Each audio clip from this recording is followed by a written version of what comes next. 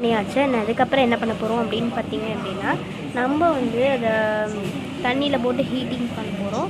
தண்ணியில் கொஞ்சம் மஞ்சத்தூள் போட்டு நம்ம வந்து ஹீட் பண்ண போகிறோம். ஸோ வாங்க அதுவும் எப்படின்னு பார்க்கலாம். ஸோ வந்து ஃபுல்லாக வந்து காலிஃப்ளவர் போட்டுட்டேன்.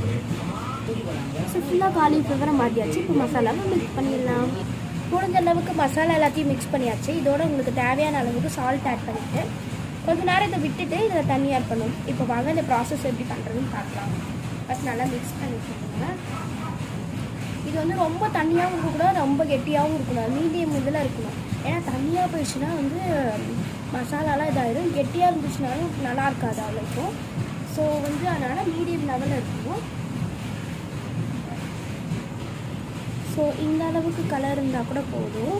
இதில் நல்லா டார்க்காக தெரியுது, பட் கேமராவில் பார்க்குறப்போ ரொம்ப வந்து லைட் கலராக தான் தெரியுது. இப்போ கூட ரொம்ப ரெட்டாக இருந்துச்சு, பட் லைட் ஆஃப் பண்ணக்கப்புறமும் அப்படி தான் தெரியுது. அது நல்லா மிக்ஸ் பண்ணி விட்டுருலாம். இப்போ பார்த்தீங்கன்னா உங்களுக்கு தெரியும் நினைக்கிறேன், நல்லா மசாலா ஒட்டி இருக்குது. அது வரைக்கும் போதும். இந்த கலர் பார்க்குறப்ப சிக்கன் ஃப்ரை போடுற மாதிரி இருக்கும்.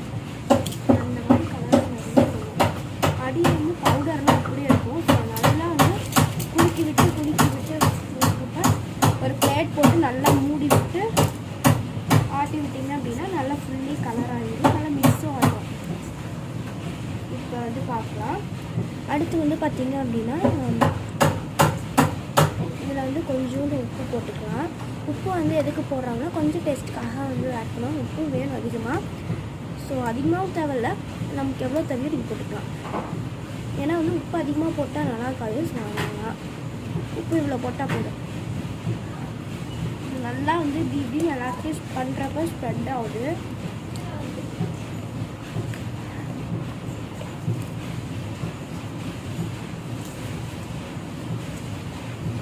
உங்கள் வீட்டில் எவ்வளோ பேர் இருக்காங்களோ அதுக்கேற்ற மாதிரி நீங்கள் செய்யலாம். இல்லைன்னா க்ரீனாக இருக்குது அப்படின்னா இது வந்து கஸ்தூரி மெத்தி. ஸோ அது வந்து எதுக்கு யூஸ் பண்ண, சமையலுக்கு யூஸ் பண்ணுறது. ஸோ அது வந்து நல்லா இருக்குன்றதுனால அதையும் ஆட் பண்ணிப்போம். மசாலாவோடவே ஆட் ஆகி தான் இருக்கும். ஸோ பாருங்கள், உங்களுக்கு தெரியும் நினைக்கிறேன், க்ரீனாக இருக்குது. இதெல்லாம் வந்து கசூரி மெத்தி அப்படின்னு சொல்லுவாங்க.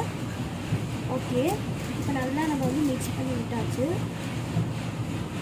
அடுத்து என்ன பண்ண போகிறோம் அப்படின்னா இஞ்சி பூண்டு பேஸ்ட் ஆட் பண்ணிக்கலாம். இஞ்சி பூண்டு பேஸ்ட் வந்து மெயினாக எதுக்காக ஆட் பண்ணுறாங்க அப்படின்னா நல்லா இருக்கும். அது வந்து அந்த டேஸ்ட்டுக்காகவும் அதனால் ஃப்ரைக்காகவும் வந்து இஞ்சி பூண்டு பேஸ்ட் வந்து ஆட் பண்ணுறாங்க. இஞ்சி பூண்டு பேஸ்ட் வந்து ஆட் பண்ணிக்கோங்க. அது வந்து ஹோம்மேடாக மேக் பண்ண இஞ்சி பூண்டு பேஸ்ட். இது நம்ம கொஞ்சோண்டு போட்டாவே ரொம்ப காரமாக இருக்கும். ஸோ அதனால் கரெக்டாக போட்டுக்கோங்க. ஆர்டிஃபிஷியலாக வாங்குகிற ஒவ்வொன்றுமே கலப்படம் அதிகமாக இருக்கும். ஸோ வந்து அதுவும் இல்லாமல் நல்லாவும் இருக்காது. அந்த பிராண்ட் யூஸ் பண்ணுறோம்.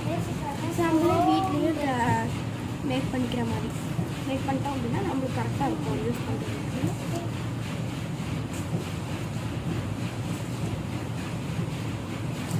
இஞ்சி பூண்டு பேஸ்ட் இன்னும் வேணும்னா கூட ஆட் பண்ணிக்கலாம். இப்போ எப்படி இது வந்து கலர் கரெக்டாக இருக்குது அப்படின்னா இப்படி ரஃப் பண்ணுறப்ப ரஃப் ஆகாமல் அப்படியே இருந்துச்சு அப்படின்னா அது ஓகே அப்படின்ற மாதிரி இன்னும் கொஞ்சம் இஞ்சி பூண்டு பேஸ்ட் கூட ஆட் பண்ணிக்கலாம்.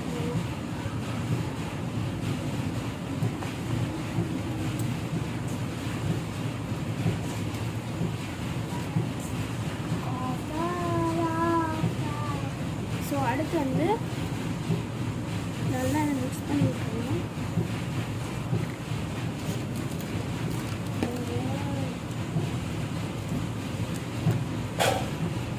சில்லி மசாலா இன்னும் கொஞ்சம் ஆட் பண்ணிக்கலாம். எல்லா சைடும் ஆட் பண்ணிக்கலாம். ஒரு சைடு ஆட் பண்ணிட்டோம் அப்படின்னா இன்னொரு சைடு வராது. ஸோ ஆட் பண்ணிவிட்டுங்க. இதுக்கே ரொம்ப நேரம் ஆகும். அடுத்து கொஞ்சோண்டு வந்து தண்ணி வந்து லைட்டாக தெளிச்சு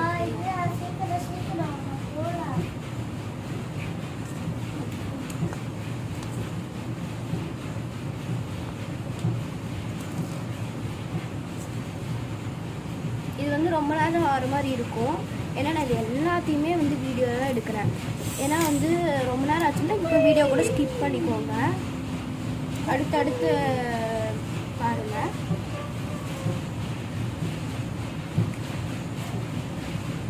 ஓகே, இப்போ நம்ம ஃப்ரை பண்ணுற டைம் வந்துச்சு. ஸோ ஃப்ரை பண்ண ஆரம்பிச்சிடலாம். காலிஃப்ளவர் வந்து பார்த்திங்கன்னா ஃப்ரை பண்ணி வச்சுருக்கோம். பார்க்குறப்ப தெரியும்னு நினைக்கிறேன். இந்த சைடு வந்து பார்த்திங்கன்னா நல்லா பொரிச்சாச்சு. இப்போ நெக்ஸ்ட் எப்படி சாஸ் மேக் பண்ணுறது அப்படின்னு பார்க்கலாம். ரெடி பண்ணியாச்சு. அடுத்து சாஸ் எப்படி ரெடி பண்ணுறது அப்படின்னு பார்க்கலாம். ஃபர்ஸ்ட் எண்ணெய் ஊற்றிக்கோங்க. அது கொஞ்சம் நல்லா ஹீட் ஆகட்டும். ஹீட் ஆகல இன்னும். ஹீட் ஆக ஸ்டார்ட் ஆகிடுச்சு. ஓகே, நெக்ஸ்ட் இதில் வந்து கொஞ்சம் வெங்காயம், கேப்சிகம், கொரியாண்டர் ஆட் பண்ண போகிறோம். வாங்க. கேப்சிகம் ஆட் பண்ணியாச்சு. இதை நல்லா மிக்ஸ் பண்ணிடலாம். அடுத்து கொஞ்சம் ஆனியன் ஆட் பண்ணிக்கோங்க. பூண்டு கொஞ்சம் ஆட் பண்ணிக்கோங்க. பூண்டு. அடுத்து இந்த மாதிரி டொமேட்டோ சில்லி சாஸ் வந்து ஆட் பண்ணிக்கோங்க. உங்கள்கிட்ட டொமேட்டோ சாஸ் இருந்தால் நீங்கள் ஆட் பண்ணிக்கலாம். ஆயில் கொஞ்சம் எக்ஸ்ட்ரா போயிடுச்சு. ஸோ நீங்கள் வேணும்னா ஆயில் கம்மி பண்ணிக்கோங்க. அடுத்து இதில் சில்லி ஆட் பண்ணிடலாம். நம்ம ஃப்ரை பண்ணி வச்ச சில்லி ஆட் பண்ணியாச்சு. அடுத்து கொஞ்சம் தண்ணி ஆட் பண்ணிக்கலாம்.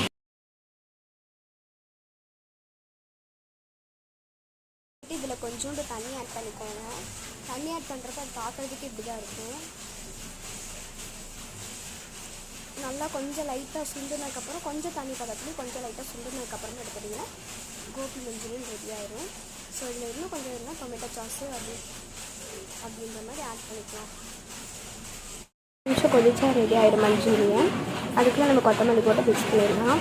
ஸோ நல்லா இதாகிடுச்சு. அவ்வளோதான் கோபி மஞ்சூரியன் ரெடி ஆகிடுச்சு. ஸோ இந்த மாதிரி அமேசிங்காக வந்து கோபி மஞ்சூரியன் நம்ம செஞ்சுட்டோம். நம்மளோட ஃபர்ஸ்ட் குக்கிங் வீடியோ இது. பாருங்கள், சூப்பராக இருக்குது கோபி மஞ்சூரியன். இந்த அளவுக்கு இருக்கிறப்பே நீங்கள் அடுப்பை வந்து ஆஃப் பண்ணி விட்டுருங்க. அதுதான் கோபி மஞ்சூரியன் ரெடி ஆகிடுச்சு. உங்களுக்கு நம்ம சேனலில் பிடிச்சிருந்தா சப்ஸ்கிரைப் பண்ணுங்கள். அடுத்து என்ன மாதிரி ரெசிபிஸ் போடலான்றது கமெண்ட் பண்ணுங்கள். உங்களுக்கு வந்து பிரேஸ்லெட் வீடியோஸ் தான் பிடிச்சிருக்கா இல்லை குக்கிங் வீடியோஸ் பிடிச்சிருக்கான்றது மறக்காமல் கமெண்ட் பண்ணுங்கள். அவ்வளோதான், சூப்பரான கோபி மஞ்சூரியன் ரெடி ஆகிடுச்சு. தேங்க்யூ.